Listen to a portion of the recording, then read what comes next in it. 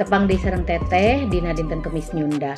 Kumaha urang Bandung dalamang sadayana urang Bandung. Teteh bade ngadugikeun ngeunaan ngabuburit main bedil lodong. Maraena teh di sawah.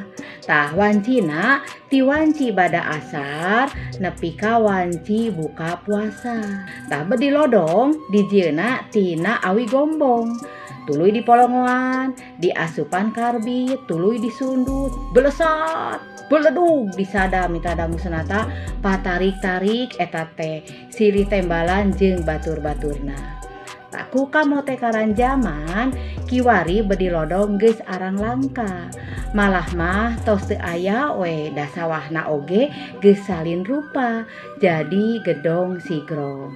Cag mung sakitu. Wassalamualaikum warahmatullahi wabarakatuh.